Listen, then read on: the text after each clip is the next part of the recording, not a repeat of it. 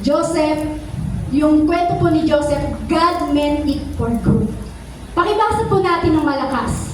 God meant it for good. So yun po yung istorya po ni Joseph na ating pag-aaralan, na God meant it for good. Na akala natin lahat ng bagay na dumarating sa atin, ay akala natin, ay parang minalas lang tayo, yung parang bakit ganito yung binigay. Pero alam niyo po, may dumating mang pagsubok sa buhay mo, ikabubuti mo yan, kapatid. Amen. Amen? Amen. Simulan po natin yung ating pag-aaralan. So ito po yung family ni Jacob.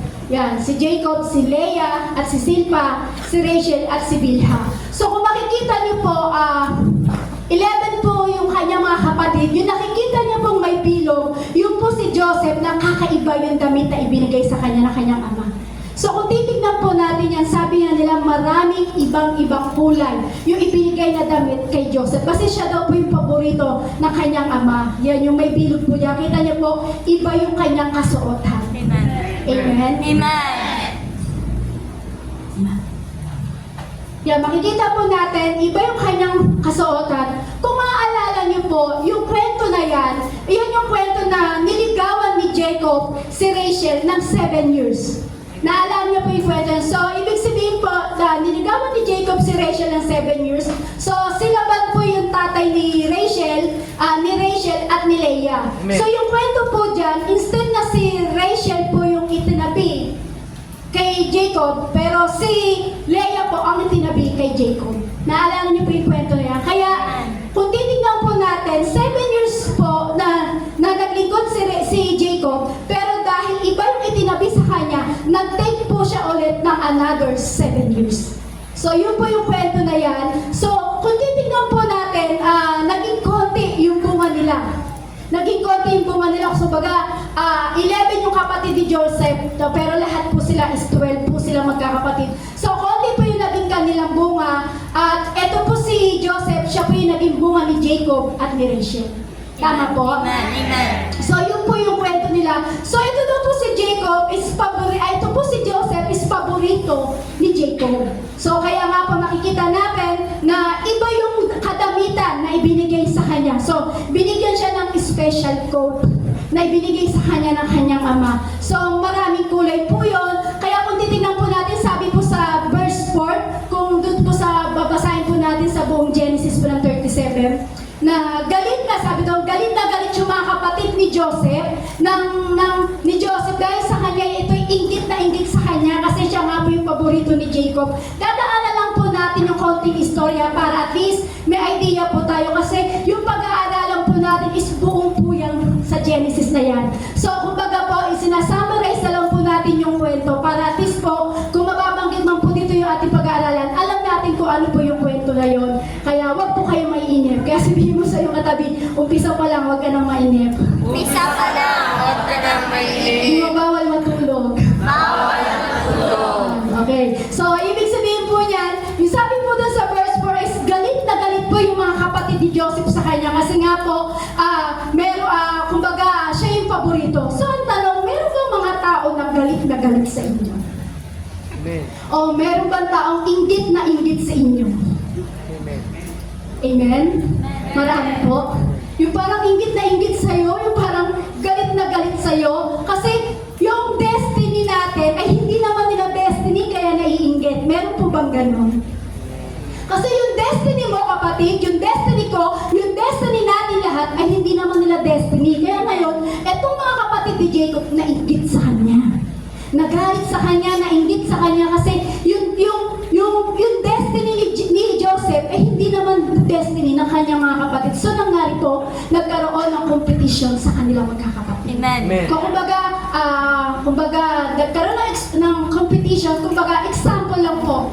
Ako si Mary Ann Messina. Example lang po baka may isipin niyo ako talaga. Example po, ako po si Mary Ann Messina at meron namang Marian Rivera. Tingnan nyo, sabi ko sa inyo, hindi kayo maniniwala. Diba? Kumbaga, example po, may competition. Ako po si Mary Ann Messina at meron namang Marian Rivera. So, dahil ako si Mary Ann Messina, hindi ko destiny yung destiny ni Marian Rivera. Tama po ba? Amen. So, ibig sabihin, pag mayroong taong naiinggit sa inyo, inyo, hindi nila destiny yun. Destiny mo yun. Kaya lang, merong mga tao talaga na minsan naiinggit sa mga destiny na nangyayari sa ating buhay. Amen po? Amen. Kaya alam niyo po, mga kapatid o Jacob family, huwag po tayong mainggit. Sabihin mo sa iyong katabi, huwag kang mainggit. Huwag kang mainggit. May ibang May iba. dahilan ng Diyos pagdating sa destiny mo. Dahilan ng Diyos sa destiny mo. Kumbaga, may sarili kang destiny, kapatid. Amen? May sarili kang destiny. Kaya po yung ibang kapatid po ni Joseph, nainggit sa kanya eh. Kasi kung dahil sa sobrang inggit na yon, nagkawindang-windang yung kanyang mga kapatid pagdating sa paglilingkod. Amen. Ano po ba yung matututunan po natin dito sa istorya po ni Joseph? Sabi po dyan, God orchestrated the events in our life for His purpose. So alam niyo po, lahat nangyayari sa buhay natin, yung nangyayari sa lahat ng buhay, sa buhay mo, nangyayari sa lahat sa atin sa buhay natin, ibig sabihin orchestrated na ni Lord. Amen. Sabihin mo, orchestrated. So Orchestrated. ibig sabihin, may dumating mang pagsubok sa'yo na orchestrated na yan ni Lord. Amen. Amen? Bakit? Parang may time kasi na parang ang dami mong tanong-tanong sa Lord. Na parang sinabi mo na, parang ang dami mong tanong na, Lord, bakit ganito, Lord? Bakit ganito nangyari sa akin?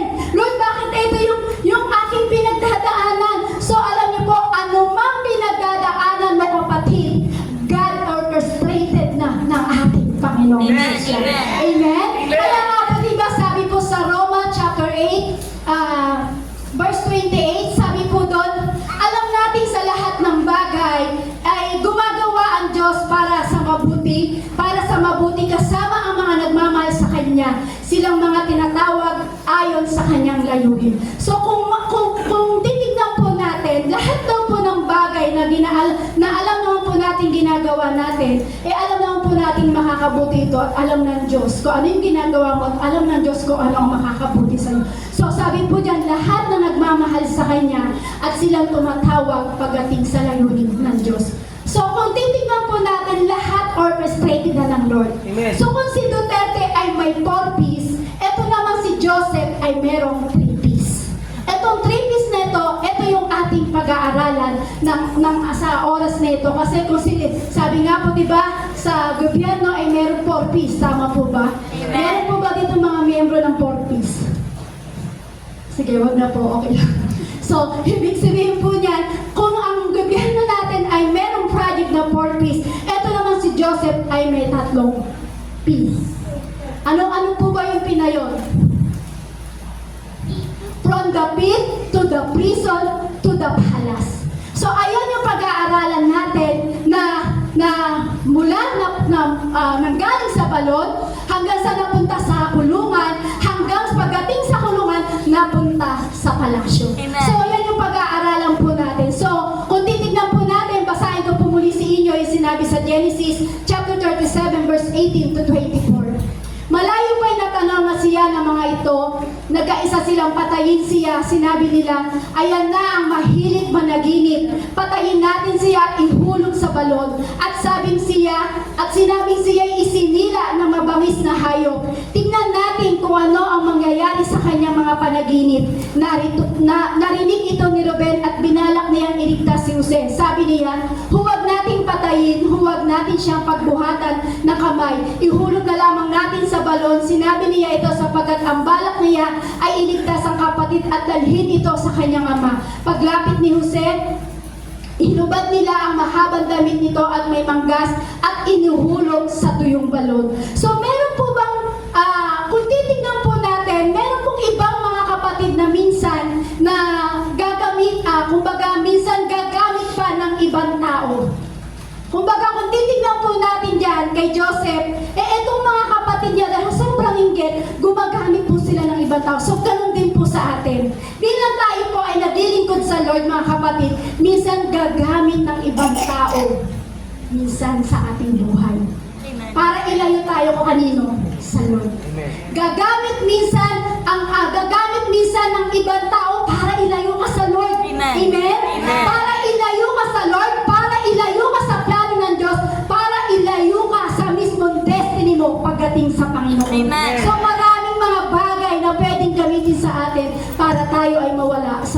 bagay na plano ng Diyos po sa atin. So, alam niyo po kapatid, lagi po natin iisipin na laging good things pagdating sa ating buhay. Bakit? Kasi dumamadapa ka man o may mangyari man sa'yo na parang ikinadapa mo, ikinalagad mo. Pero alam niyo po, orchestrated na ng Lord yan, kaya ibabalik at ibabalik ka ng ating Panginoong Jesucristo. Amen. Kaya sabi doon, di ba, sabi po doon, inutusan ng Panginoon po si Joseph na habang naglalakad po itong si Joseph, nakita siya ng kanyang mga kapatid Tama po, kung maano po natin yung istorya niyo. Sabi nila, ito na, patayin na natin siya. Sabi ng kanyang mga kapatid po kasi, patayin na natin siya. Ito yung isang mayabang. Yun yung tingin kay Joseph na kanyang mga kapatid. Ito na yung parang masyadong mataas ang pangarap. At sinabi niya, lahat ay luluhod sa kanya. So, may time na kapag minsan, may pinagagawa ang Lord sa atin. Di ba minsan hindi natin mahindihan? Tama po ba? Amen. Yung parang may pinagagawa lang sa'yo pero minsan hindi mo mahindihan. Hindi mo parang mahindihan ng Lord na parang kailangan mong gawin kahit alam mong ikakapahamak mo pero alam mo orchestrated na ng Lord yung nangyayari sa buhay mo. Kaya mo pa rin gawin yun. Meron po bang ganun sa inyo? Parang hirap, no? Kahit ako po nang inaaral ko po to, sabi ko, inutusan ako ng Lord. Tapos alam kong itatapon ako sa balon kung kanyari. Susunod pa ba ako? Pero bilang isang naglilingkod sa Lord, minsan hindi natin mahindihan kung ano yung inuutos po sa atin ng Lord. Amen? Amen. Kung baga sa buhay po natin, kung may Cherry Hill, may Max Alvarado. Tama po. Sino ba nakakilala sa artisan sa Cherry Hill? Wala. Ibig sabihin kami lang po yung matanda dito. Lahat kayo, mga bata, 2,000 po ba kayo pinanganak?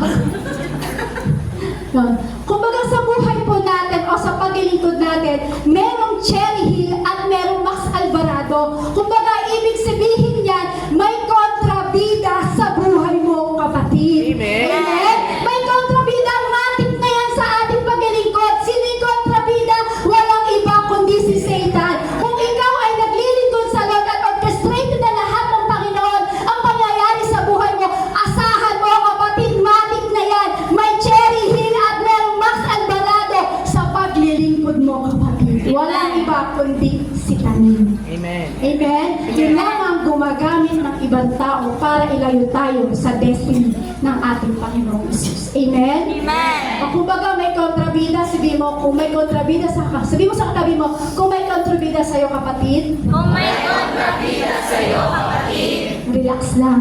relax lang. Sabi mo, relax lang. Relax lang. Orchestrated na yan ni Lord. Orchestrated. Ano po ginawa ni Joseph? Ano po ginawa ni Joseph po doon?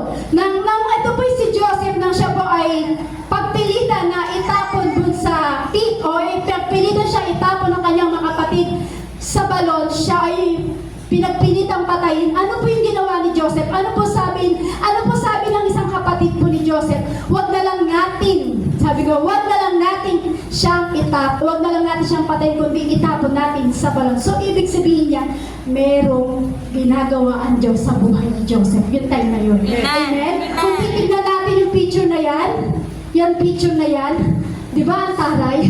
Ang taray ng pagkakatapon sa balon. Ang taray ng tapon ng pagkakatapon sa kanyang mga kapatid sa balon. Pero alam niyo po, orchestrated na po ng Lord po yan kung anong po mangyayari kay Joseph. Amen. So wala namang pong ginawa si Joseph. Hinayaan niya lang kung ano yung gagawin sa kanya ng kanyang mga kapatid. Kasi alam niyo po, ito po si Joseph, alam niyo po na parang wala naman siyang ginagawang masama sa kanyang mga kapatid. Pero hinayaan niya lang kung ano yung gagawin sa kanya. So parang hinayaan niya lang kung itatapon siya sa pit. Alam niyo po minsan sa buhay natin, dahil may kontrabida sa buhay natin, maraming tao na gusto tayong itapon sa balon. Amen. Lalo na kung ikaw ay naglilingkod sa Panginoon. Amen. Amen. Uulitin ko po, kung si Joseph walang ginawang masama sa kanyang mga kapatid, pero ano ginawa ng kanyang mga kapatid? Pinagpilitan si Joseph na itapon sa pit. So ikaw, kapatid, wala ka mang ginagawang masama, pero meron kang Diyos na ino-orchestrated ng buhay mo. Alam niyo po ang gagawin doon ng kaaway? Pipilitin kang itapon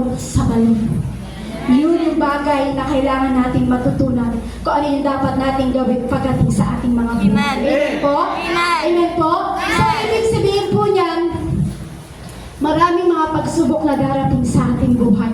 Kung baga titignan natin, i-recall mo kung ano yung status mo pagdating sa Lord. Ilang minuto, pumikit ka lang. At i-recall mo, ano ba yung status ko sa Lord? Subukan mo, kapatid. Pero huwag ka munang matutulog Ipikit mo lang ng saglit at isipin mo sa sarili mo, ano ba yung status ko pagdating sa harapan ng ating Panginoong Hesus? Naisip niyo na po? Naisip niyo na, na-recall niyo na ba yung status niyo sa harapan ng Diyos? Wala naman akong ginagawang masama Pero bakit ganito nangyayari sa buhay ko? Ganun po ba yung na-recall niyo? Wala naman akong nagawang masama, Lord. Bakit ganito yung nangyayari sa buhay ko, Lord? Bakit ganito yung nangyayari sa akin? Wala naman akong ginagawang masama. Bakit di mo i-recall yung buhay mo sa harapan ng ating Panginoong Hesus? Alam niyo po, naranasan po kasi ni Joseph na kumbaga naranasan ni Joseph lahat yung bagay na parang destiny sa kanya ng ating Panginoon. Pero alam niyo, hindi naman yung bago kay Lord Alam ng Lord yun. Amen? Amen.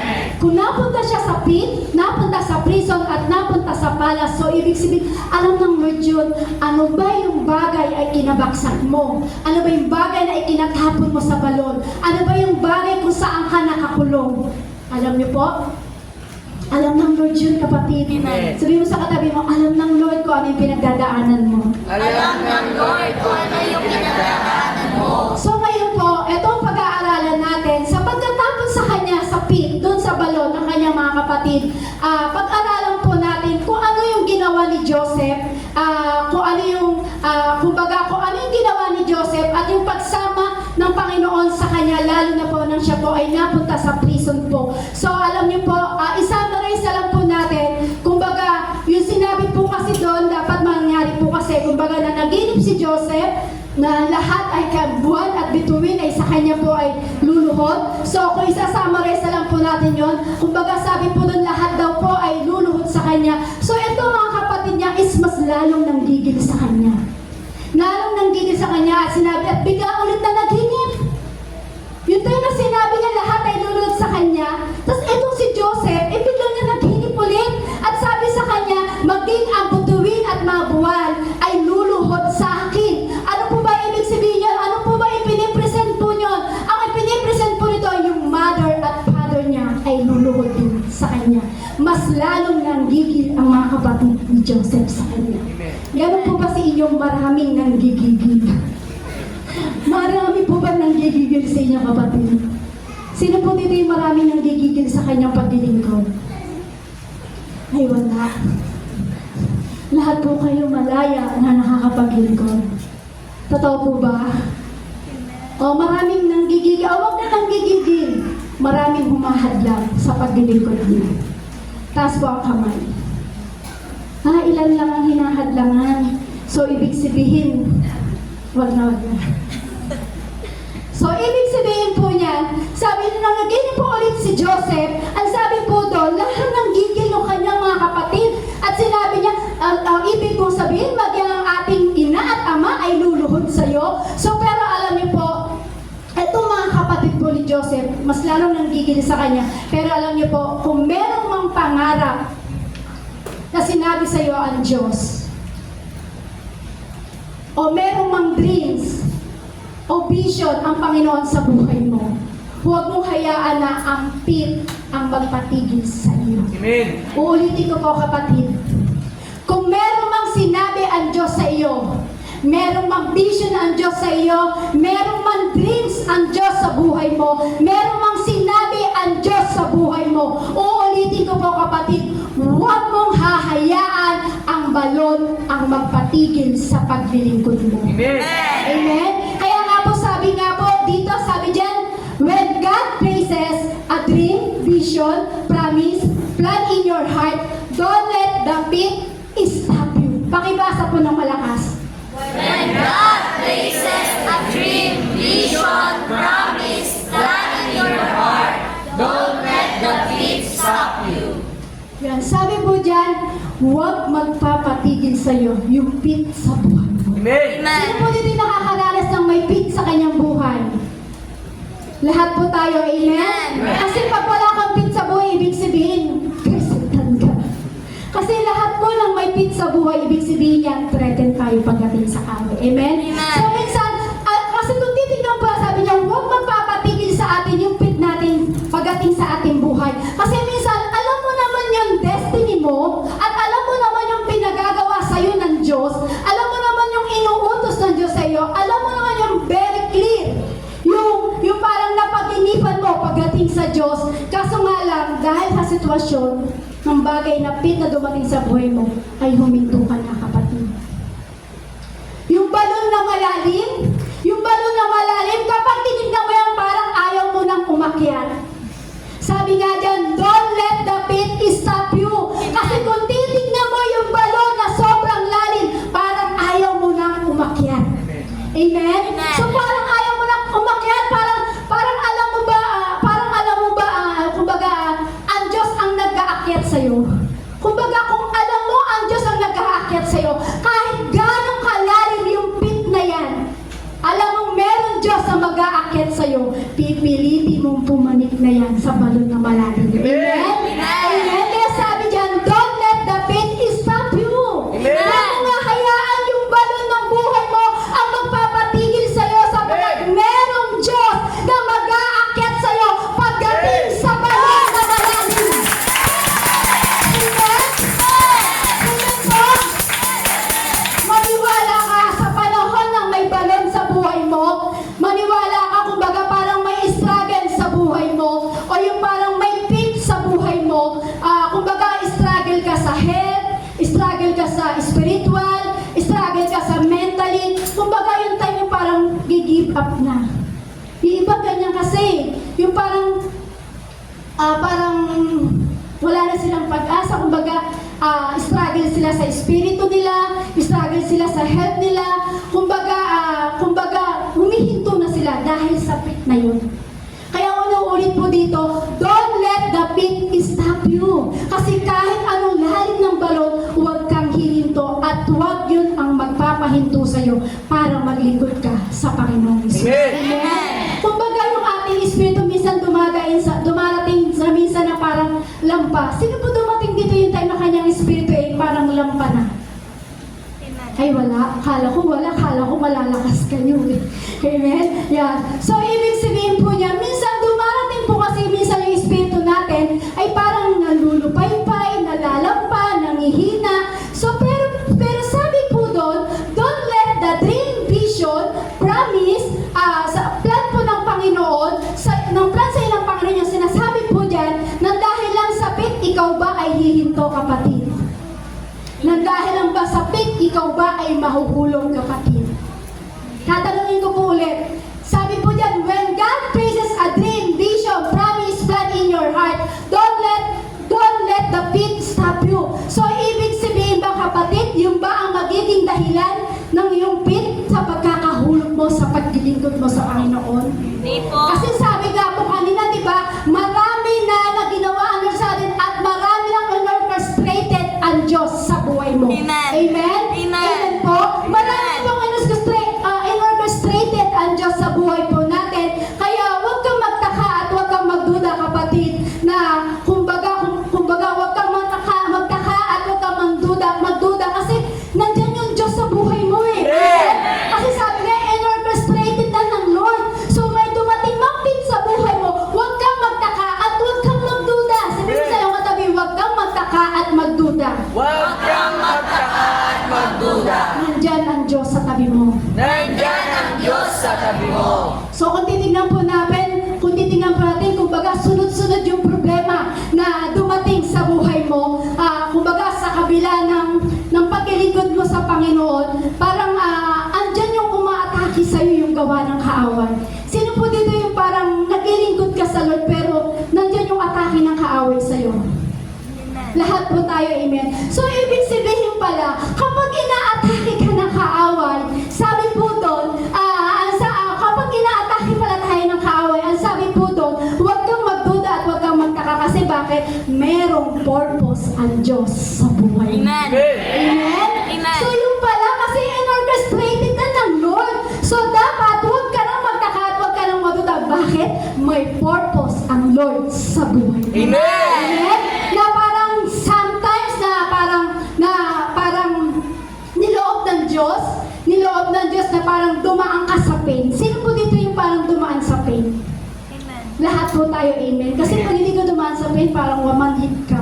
Parang wala kang pakiramdam. So sometimes, niloloob ng Diyos na dumaan tayo sa pain. Bakit po? Para saan po? Kasi para mabuksan yung pananampalataya mo, kapatid. Amen? Kung bakit minsan pinadadaan ka sa pain ng Lord, para yung pananampalataya mo, kapatid, ay lumago.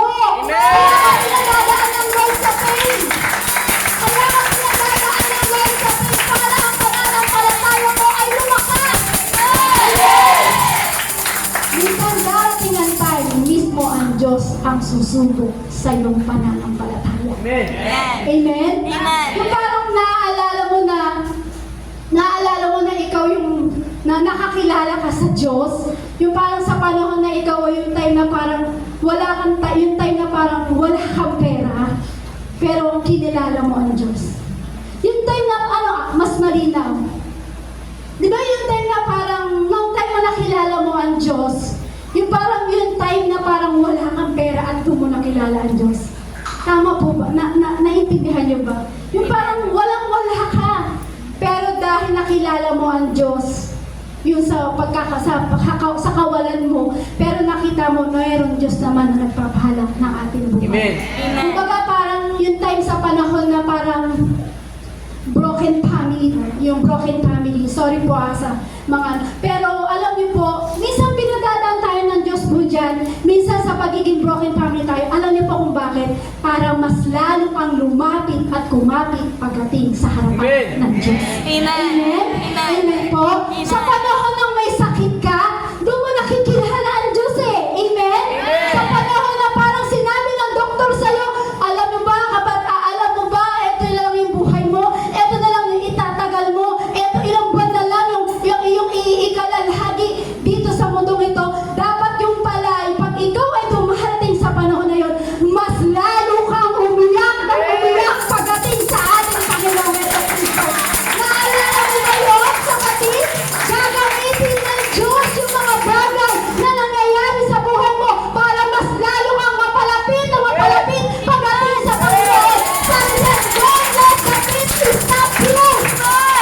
Amen? Sabi niya, mas lalo kang umiyak. Naalala mo ba yung kapatid? Marami pang dumaan sa ating buhay ng bagay na yon. Pero sabi ng Lord, mas lalo tayong umiyak sa Kanya na umiyak. Mas lalo tayong lumapit sa Kanya. Kumbaga sa ating buhay po, maraming gagamitin ng Diyos. O maaaring kumbaga meron tayong bad situation na nangyayari sa ating buhay. Pero alam mo, para lang mangyari yon, yung bagay na yon, may purpose ang Diyos sa buhay mo. Kung meron kang dumating ng bad situation sa ating buhay, may purpose ang Lord kung bakit may dumating sa ating buhay. Amen. So, yung inaaral ko po ito, sabi ko, mahirap naman kasi talaga pag ikaw naglilingkod, tapos puro pain yung nangyayari sa'yo. Ang hirap mag-stay sa pananampalataya. Tama po? Amen. Sino po yung parang nakaranas siya yung time na puro pain siya, pero parang minsan dumating yung time na lamig siya sa Lord. Pero alam niyo po, yung purpose pala ng Lord doon para mas lalong mabuksan ang ating pananampalataya sa bagay na yun. Yung pain na yun, kaya sabi, don't let the pain stop you. Amen. Amen? Amen. Kaya kung makikita po natin yung nangyari kay Joseph, yung nangyari sa kanya, alam niyo po, itinapon siya sa balon ng kanyang mga kapatid, pero alam niyo po, nagtiwala pa rin si Joseph sa kanyang ating Panginoon na ating. So kapatid, kapag dumadaan ka sa bagay na yun, huwag mong hahayaan yung balon ang magpapa-stop sa'yo. Kasi bakit? Magtiwala ka na meron Diyos na nag-orchestrated ng buhay mo, kapatid. Amen? Kung baka kahit sabi mong, napakasakit, Kuya Eddie. Kahit masakit yan, Kuya Eddie. Alam mo na meron katulad ni Joseph na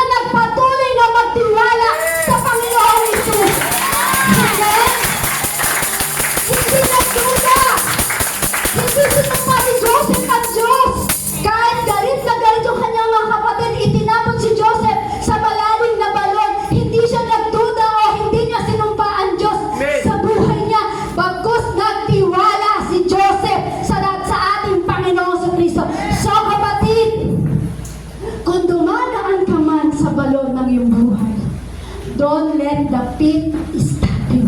Magtiwala ka sa Diyos, lumapit ka sa Diyos, umiyak ka ng todo sa Diyos sapagkat meron Diyos na nag-o-orchestrated ng buhay natin. Amen.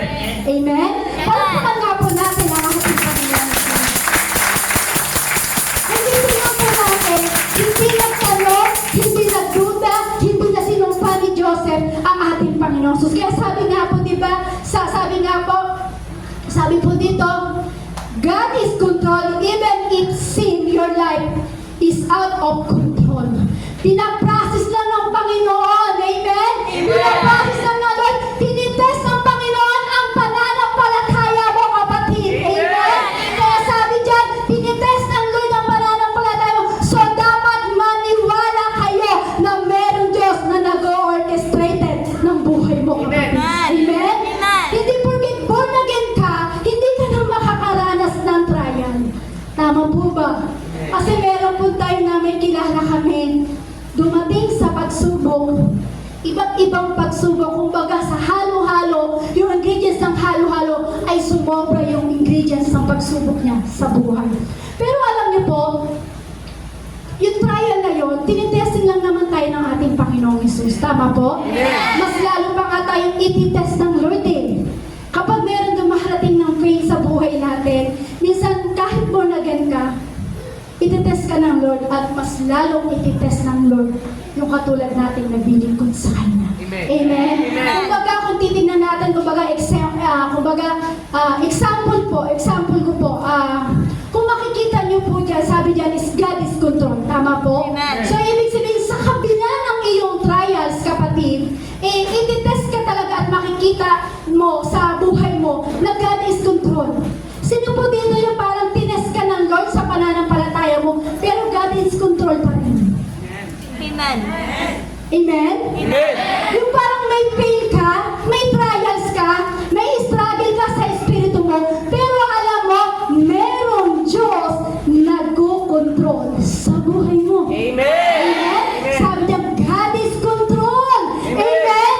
Ang po sabi sa Roma po, verse 8 to 31, sabi diyan, ano pa ang masasabi natin tungkol dito? Kung ang Diyos ay panig sa atin, sino ang makakalaban sa atin? So, ibig sabihin yan, God is control. Ano mang struggle mo sa buhay mo, God is control. Kasi sabi diyan, ang sino mang panig sa akin, sino ang laban sa atin? Kung panig ka sa Diyos, walang makakalaban sa iyo, kapatid. Amen? Amen? Alam mo po ang pinanghawakan lang po natin yan. Wala namang iba kundi ang salita ng Diyos. Amen. Amen? Wala po yung ibang panghahawakan. Walang iba kundi ang salita lang po ng ating Panginoong Jesus. Kumbaga sa kabila na parang hopeless ka na, kumbaga sa kabila na parang wala ng pag-asa, pero sabihin mo, maniwala ka kapatid, sabihin mo, God is control. Amen. Amen? Amen. Marami sa buhay natin na parang wala lang. Parang, naglilingkod ako, parang wala lang. Meron po bang may nagsasabing ganito dito? Kung nagsasabi ka man niya ng ganong kapatid, tinitest lang ng Lord ang Espiritu mo at pananampalataya. Amen. Bakit? Magtiwala ka, God is control! God is control! Amen? Amen? Ito kasi sa buhay natin, ang akala natin ay wala ng pakialam ng Diyos. Pero sabi ko sa iyo kapatid, sabi dyan sa Roma 8:31, sino ang panig sa akin? Sino ang makakalaban sa atin? So ibig sabihin yan, akala mo lang walang pakialam ang Diyos sa iyo, pero God is control! God is control! Amen? Amen po? Kung titignan po kasi natin, biruin nyo kung titignan po natin, kung biruin nyo po, naglilingkod na tayo sa Lord. Tama po? Amen. Pero bakit parang itatapong ka pa rin sa balon? Yung parang sabihin mo, Lord, wala ka na yatang pakialam sa akin, Lord eh. Naglilingkod na ako sa iyo, Lord, pero bakit pilit pa rin ako itinatapon sa balon? Bakit pilit pa rin ako pinahihirapan? Bakit pilit pa rin akong inuusig? Pero alam niyo po, but God is control. Amen. Amen? Akala mo lang walang pakialam ang Diyos sa iyo, pero God is control. Amen? Kasi dun sa buhay ni Joseph, kailangan mangyari yun. Amen.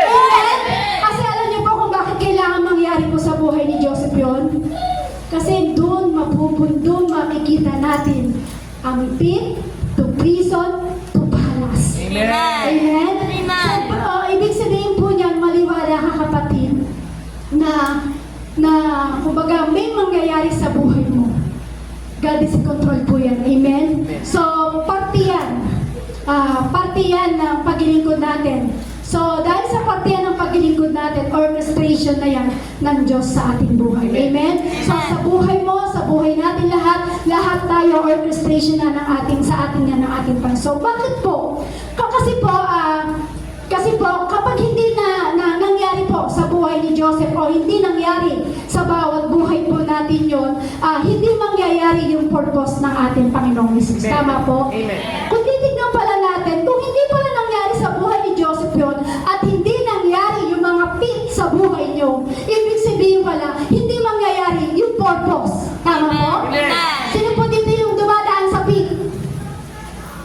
So, ibig sabihin niya, kung ano yung pinagdadahanan mo, may purpose ang Lord sa buhay mo. Amen?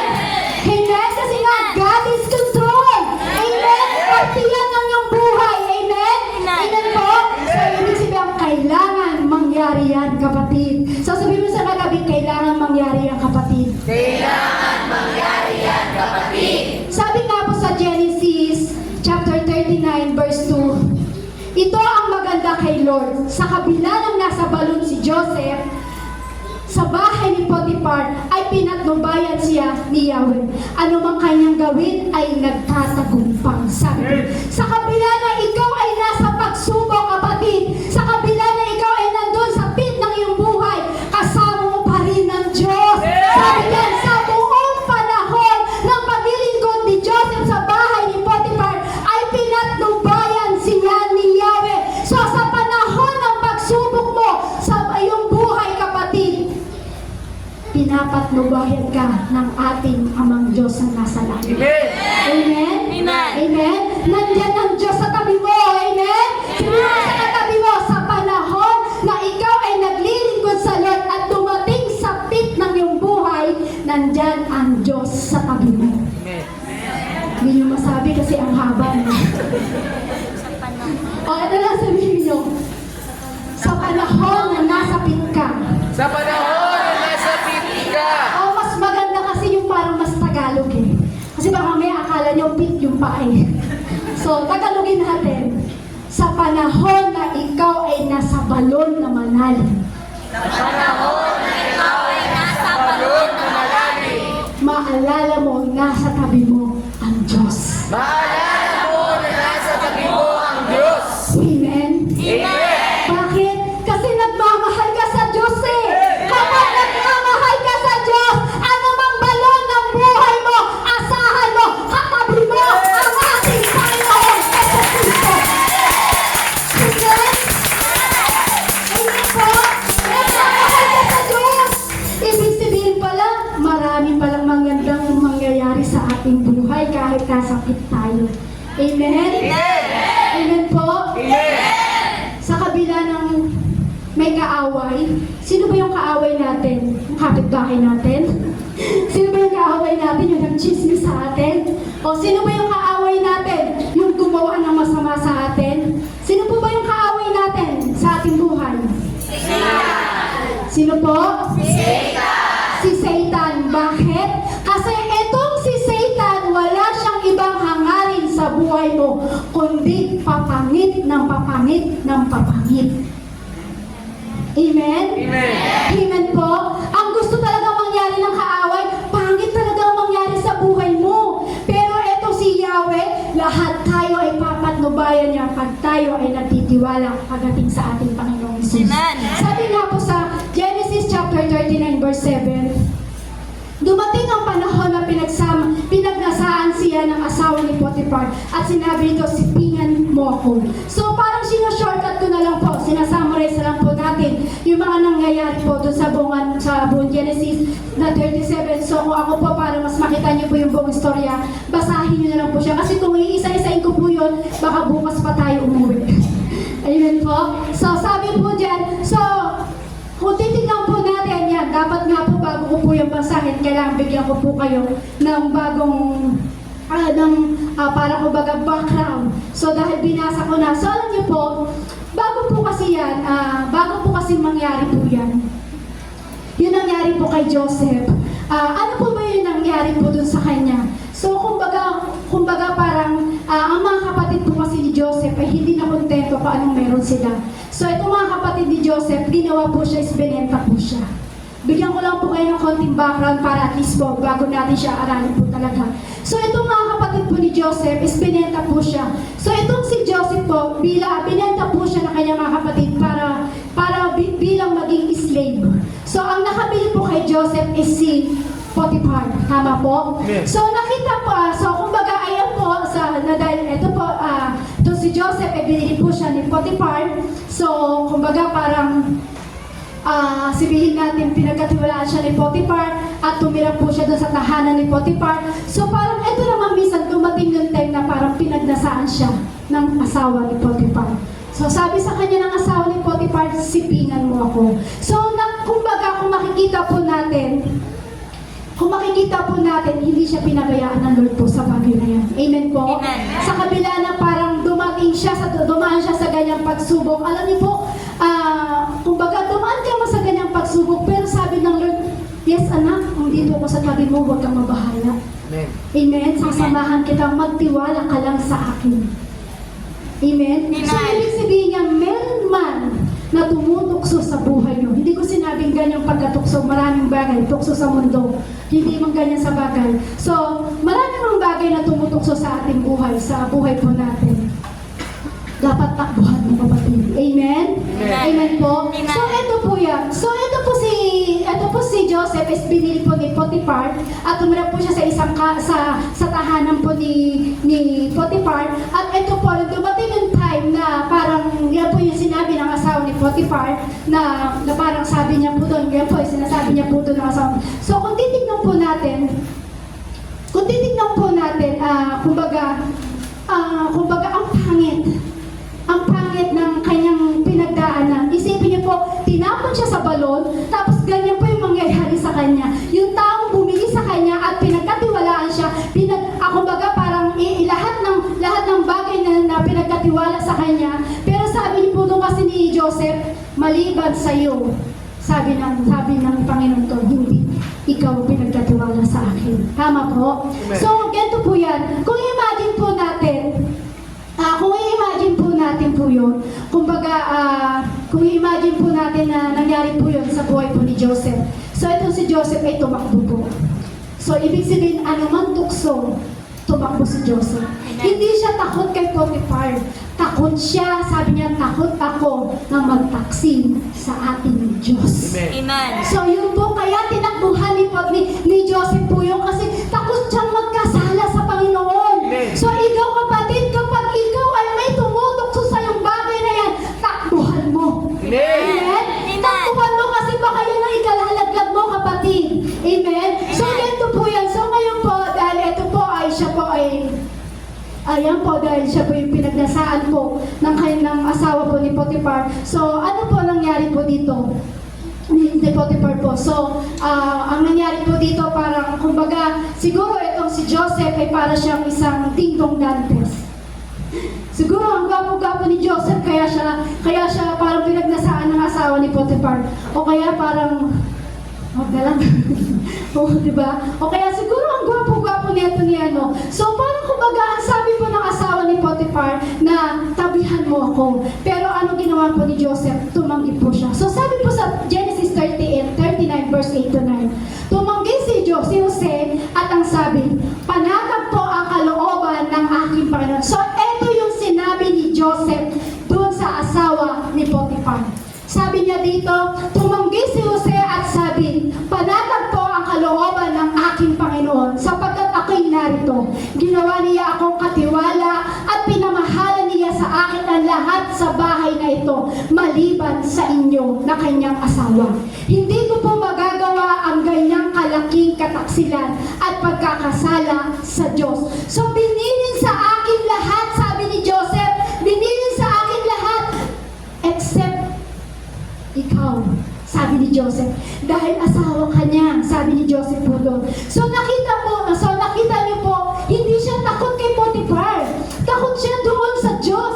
Amen. Takot siya sa magiging kahaharapin niya. Pagdating sa Diyos, takot siya. So kapatid, dapat ganun din tayo. Amen.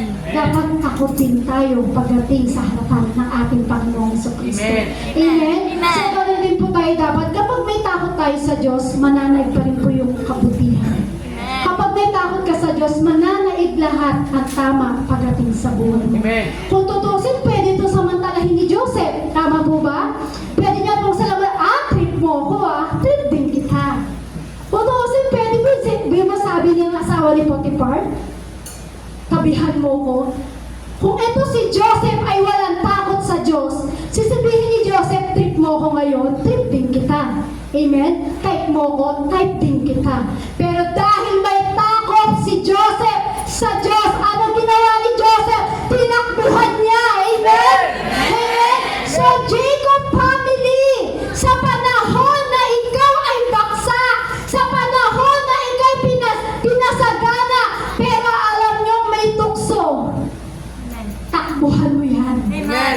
Amen? Amen. Sa panahon, may baksak tayo sa buhay Sa panahon na parang pinaaangat tayo o pinasasagana tayo ng ating Panginoong Hesus Pero alam niyo po, pag may ganyan mga bagay na tukso sa buhay natin, takbuhan mo. Amen? Amen. Sabi mo sa katabi mo, takbuhan mo. Takbuhan mo. Kasi bakit? Bakit kailangan natin takbuhan? Baka yan kasi ang magpahulog ulit sa'yo. Amen? Pero sabihin natin sa lahat ng plano ng Diyos, praise the Lord, lahat ng plano ng Lord sa'yo, orchestrated na yan. Kailangan kumapit ka lang. Kailangan lumapit ka lang. Kung titignan po natin to si Joseph, pwede siyang kumapit sa patalim. Parang minsan ganun din po tayo, di ba? Minsan sa buhay. Ay, kailangan ko ito, kakapit na lang tayo sa patalim. Pero si Joseph, kung kumapit sa patalim, walang mangyayari. Kung ano yung purpose ng Lord sa kanya, hindi mangyayari. So, pero kung titignan po natin po doon, pero ginawa ni Joseph is tinakbuhan po niya. So, sabi po sa verse 19, Genesis 39 verse 19 to 20, sabi po dyan, nagalit si Potiphar nang marinig ang sinabi ng asawa, kaya't ipinahuli niya si Jose at isinama sa mga bilanggong tauhan ng paraon. So, kung titignan po natin, ito po yung magiging second stage ng buhay ni Joseph. Kumbaga, yung magiging pangalawang pinya sa kanyang buhay. So, ano po ba yun? Nasa prison na siya. Amen? Amen. Yan na po yung pangalawang pin ni Joseph, yung time na sinumbong siya ng asawa ni Potiphar, napunta po siya sa prison. So, ibig sabihin, mula sa balon, napunta sa prison. Tama po? Amen. Kumbaga, bumagsak po sa prison si Joseph. Kapag tayo po ay talagang sumusunod sa Diyos, sumusunod po talaga tayo sa Diyos, hindi tayo pwedeng lahat smooth lang. Tama po? Kapag ikaw ay sumusunod sa Lord, merong bako-bako yan. Amen. Amen? Amen. Kapag tayo pala ay totaling sumusunod sa Lord, hindi pala lahat smooth. Lahat pala tayo ay dumaraan sa bako-bako. Kumbaga, habang nag-praise and worship ka sa Lord, nakakapilok ka. Kumbaga, parang nag-pray ka sa Lord, bigla kang nakatulog. Yung ganong bagay na yun, kumbaga, may bako-bako sa buhay po natin. Kumbaga, hindi lahat yan smooth. Pero alam niyo po, ang nangyayari po yun, maganda po. Pag may bako-bako sa buhay mo, maganda ang mangyayari. Amen? Amen po. Kailangan kasi mapunta tayo dun sa bagay na prison. Kung di siya na prison, yan. Pagpatuloy po natin kung ano po yung nangyari sa kanya sa prison. So, alam niyo po, kailangan niyang mapunta sa prison. Bakit? Diyan gagawa ng himala ang Diyos sa buhay ni Joseph. Amen. Kailangan ni Joseph mapunta sa prison dahil diyan gagawa ang himala ng Diyos sa buhay niya. Amen? Siguro minsan ito si Joseph, dumating din siguro sa punto na, Lord, give up na ako. Lord, ayoko na, Lord. Sa tagal ng paglilingkod ko sa'yo, ilang taon na akong naglilingkod sa'yo, pero Lord, give up na ako. Siguro, eto na rin siguro yung time na maaaring dumating na punto sa buhay mo, kapatid. Yung parang aayaw ka na, tumakbo ka na, nag-backslide ka na, lumayo ka pa sa Diyos. Kasi kung si Joseph, yung nasa prison siya, sabihin niya talaga, Lord, ilang taon na ako naglilingkod sa'yo, Lord. Suko na ako, Lord. Give up na ako talaga. Siguro, eto yung time na Hindi ko man alam kung sino po sa atin o kung ano yung nararanasan mo. Dumating siguro sa time na parang umayaw ka na sa Lord. Dumating siguro yung sa time na parang tinakbuhan mo na ang Diyos. Dumating siguro sa time na parang nag-backslide ka na sa Diyos. Dumating siguro yung time na parang lumayo ka na sa Diyos. Pero alam niyo po ito si Joseph, hindi lumayo sa Diyos. Amen? Amen. Kahit nasa prison si Joseph, hindi siya kailanman tumakbo sa Diyos. Hindi man siya kailan lumayo sa Diyos. At ano po ang ginawa ni Joseph po? Nagpatuloy pa rin po siya sa Panginoon. Kung titignan po natin, hindi sumama ang loob ni Joseph eh. Tama po? Amen. Hindi siya nagtampo, hindi siya nagduda, hindi siya naghalit sa Diyos. Na kahit ganun nangyari, napunta siya sa balon, napunta siya sa prison. So ibig sabihin, hindi siya nagtampo o naghalit sa Diyos. Bagkus, nagpatuloy at magtiwala si Joseph sa ating Diyos Ama na kanyang pinaglilingkuran. Amen? So Jacob family, dapat maging ganun din po tayo. Dumaan ka man sa balon at napunta ka sa prison, huwag kang magtampo sa Lord, huwag mong takbuhan ng Diyos, huwag kang magduda sa Diyos, kasi bakit diyaan gagawa ng himala ang Diyos sa buhay mo. Kung magpapatuloy tayo magtiwala sa Diyos. Amen? Kung patuloy kang magtitiwala sa Diyos, dapat maging ganun po tayo. Makikita mo sa gitna ng balon at sa gitna ng prison ng iyong pinagdadaanan sa buhay, diyan gagawa ng himala ang Diyos sa buhay mo. Kung alam po natin yan po yung nangyari kay Joseph, training ground lang naman po yan kay Joseph. Amen. So kung alam mo may nangyayari sa buhay mo, training ground din po yan ng Lord para sa iyo. Amen. Bakit? Kasi diyan gagawa ng himala ang Diyos sa buhay mo. Amen. Amen? Amen. At kung mangyari man po yan sa buhay mo ulit, paulit-ulit kang tinitrain ng Diyos sa buhay mo. Amen? Amen. Paulit-ulit ka ng Diyos na ibabalik at ibabalik sa pagtitrain niya sa'yo hanggang sa ikaw ay tuluyang magtiwala pagdating sa ating Panginoong Jesus. Amen? Amen. Amen po? Amen. Training ground lang po yan ng Diyos sa atin yan. Bakit po? Sabi po dyan, when God entrusts us with more responsibility, He is preparing our heart. So mga kapatid, hindi pwedeng hindi kasama ang puso na babasagin sa'yo ng Diyos. Amen? Sabi dyan, when God entrusts us with more responsibility, He is preparing our heart. Hindi pwede kasi hindi kasama ang puso ang babasagin sa atin. Amen? Sabihin mo sa iyong katabi, hindi pwedeng Hindi pa pwede. hindi kasama ang puso Hindi kasama ang puso. sa babasagin ng Diyos sa iyo. Sa babasagin ng Diyos sa'yo. Hindi kasi pwedeng kasama ang puso sa huhubugin sa iyo, kapatid. Kasi huhubugin ng Diyos ang puso mo at babasagin ng Diyos ang puso mo. Amen? Amen po. Yan po ang paghubog sa atin ng ating Panginoong Jesus.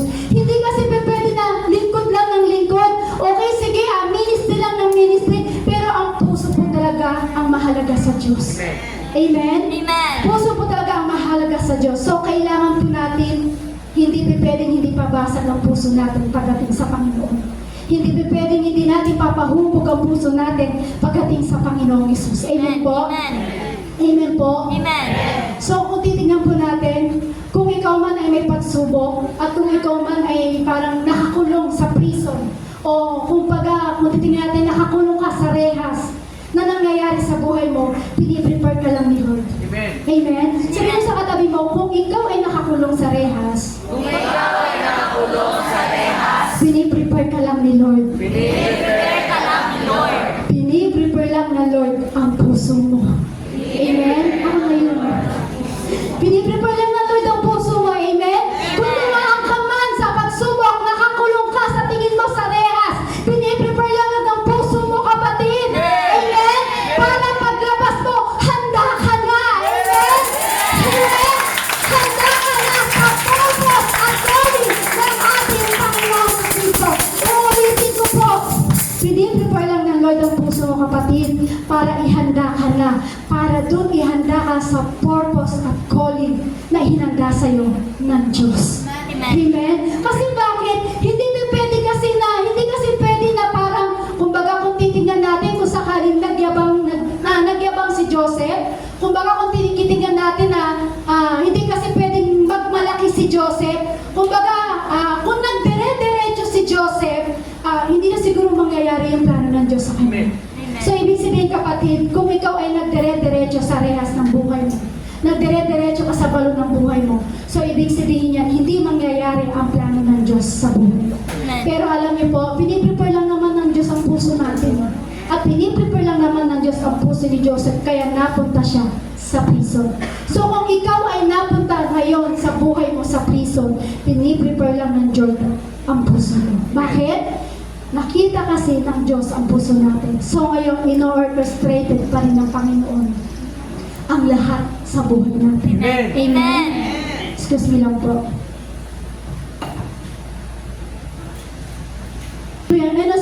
In-orchestrated na po ng Lord lahat sa ating buhay. Kumbaga, nire-ready niya lang po ang ating puso. Alam niyo po ba na inihanda ng Diyos ang ating puso, lalo na po kung sa ating buhay, na parang sa tingin mo wala ka ng pag-asa. Kumbaga, parang sa tingin mo yung financial mo is wala ng pag-asa. Kumbaga sa tingin mo, akala mo yung espiritu mo ay nadapa na, akala mo wala ng pag-asa. Pero alam niyo po, sobra-sobra yung pagpapala na inahanda po sa atin ng Diyos. Amen. Amen? Amen. Sobra-sobra ang inahanda ng Diyos maging sa ating puso. Amen. Pero kung sa panahon ngayon, nakakalungkot po sa mga Kristiyano, marami pong Kristiyano, hindi ko po sinabing kayo po yun. Kung titignan po natin, kung tayo po ay magsisurvey, kung titignan po natin sa buhay ng mga isang Kristiyano, sa ganitong season nangyayari sa buhay nila, sila ay humihinto. So ang tanong ko po, sa ganitong season ba ng buhay mo, humihinto ka ba?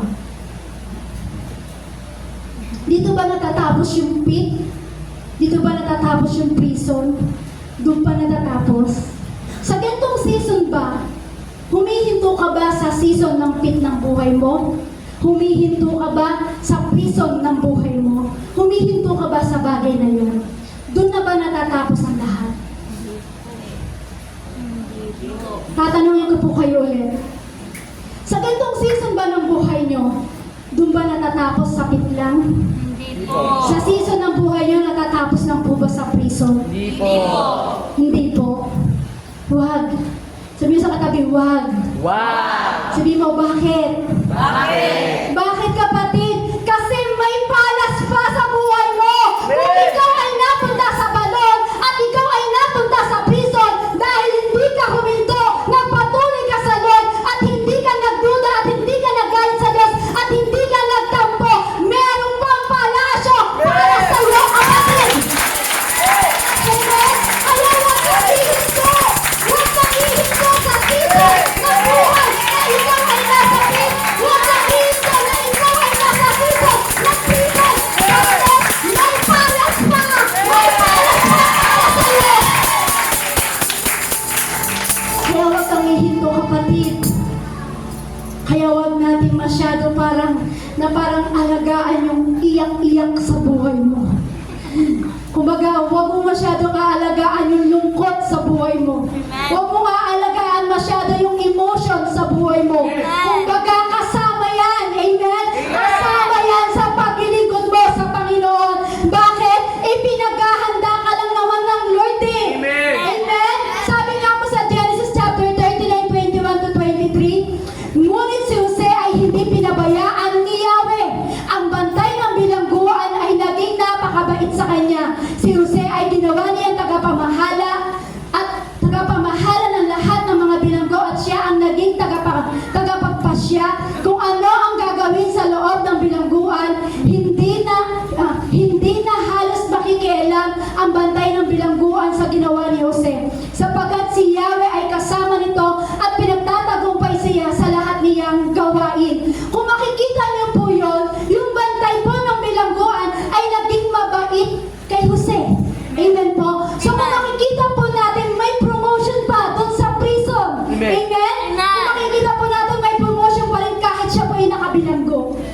Imagine niyo po yun, nandun na siya sa prison, pero napakabuti talaga ng Diyos sa kanyang buhay. Kasi pinagkatiwalaan siya ng bantay doon sa prison. Tapos ano po nangyari? Siya po ay pinromote pa. Amen po? Amen. So, ibig sabihin po niyan, doon sa promotion na ginawa sa kanya, ibig sabihin po niyan, may purpose ang Lord sa kanyang buhay. Amen? Sa kumbaga, kung titignan makita mo na sa kabila na ikaw ay baksak, dapat makita mo pa rin na kasama mo ang Diyos sa buhay. Amen. Kumbaga, ito si Joseph, yun siya ay nasa prison, hindi niya nakita na siya ay baksak. Nakita niya na kahit nasa prison siya, nakita niya na kasama niya ang Diyos na kanyang pinaglilingkuran. Amen. So kapatid, kapag ikaw ay nakikita mo sa season na ikaw ay baksak, makita mo rin na kasama mo ang Diyos sa buhay mo. Amen. Kumbaga kung titignan natin parang paulit-ulit na lang, pero kailangan di ka pababayaan ng Diyos. Paulit-ulit ka mang nadapa. Amen? Paulit-ulit ka mang nadapa. Paulit-ulit ka mang malumbok. Paulit-ulit ka mang nangyayari sa buhay mo. Pero kailanman hindi ka pababayaan ng Diyos. At ano po yung sabi po doon sa binasa po natin, siya po yung nagpasya lahat doon. Pinagpasyahan niya po yan, nakita niyo po, nakakulong siya, pero naging leader pa rin siya ng mga prisoner.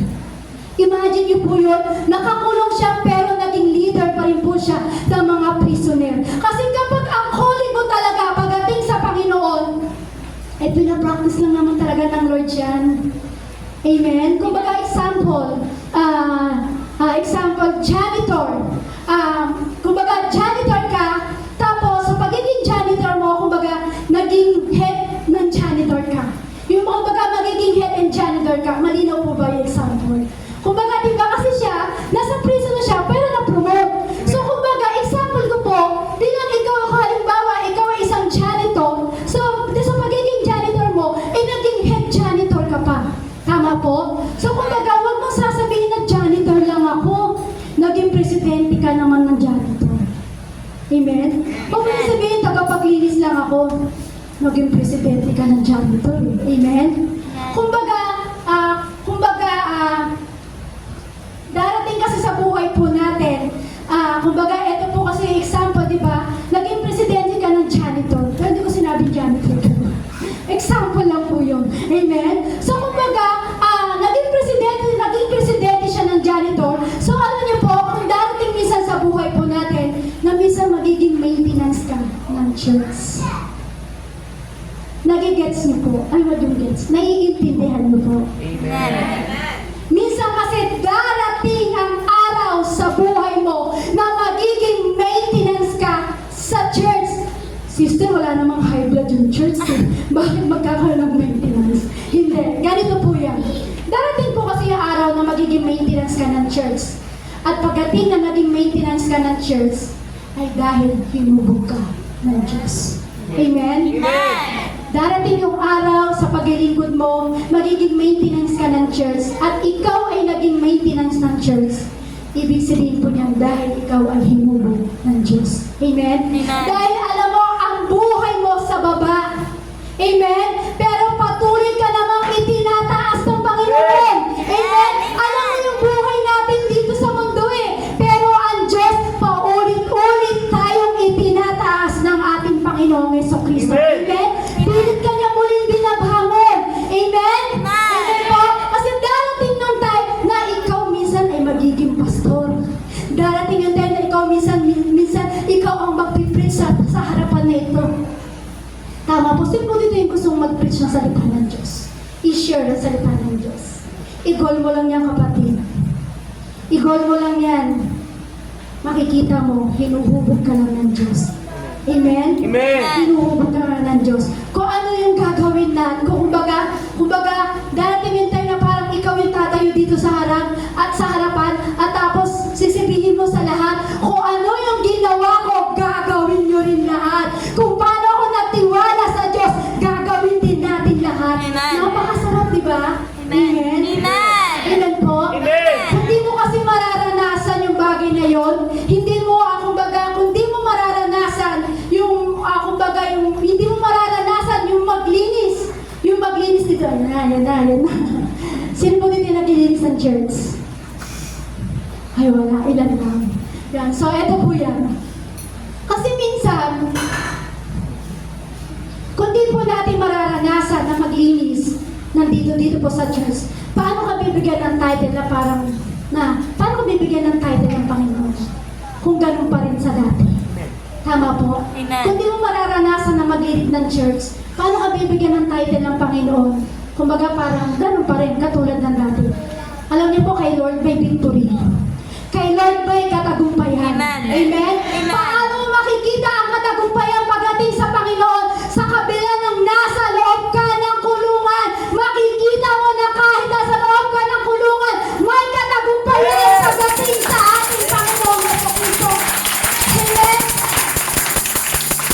Kasi minsan, paano ba natin makikita yung pangako ng Diyos?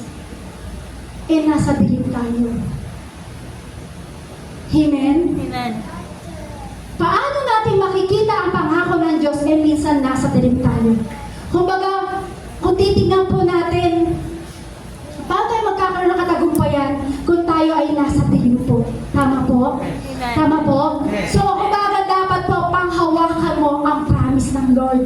Panghawakan mo ang dreams ng Lord sa'yo. Panghawakan mo ang vision ng Lord sa'yo. Panghawakan mo ang plano ng Diyos sa'yo. So, bakit po kailangan mo panghawakan yon? Pinanghahawakan niyang kapatid. Amen. Amen? Hindi yan instant noodles. Hindi yan instant coffee para lagi nandyan sa harapan mo. Panghawakan mo ang plano ng Diyos. Panghawakan mo ang vision ng Diyos sa'yo, kapatid.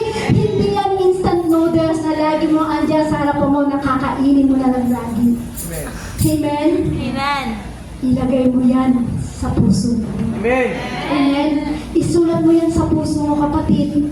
Tatandaan mo yan sa espiritu mo. Amen? Amen. Hindi yan lagi instant noodles. Hindi yan lagi instant coffee. Kailangan lagi mong panghahawakan yan sa buhay mo. Ilagay mo sa puso mo.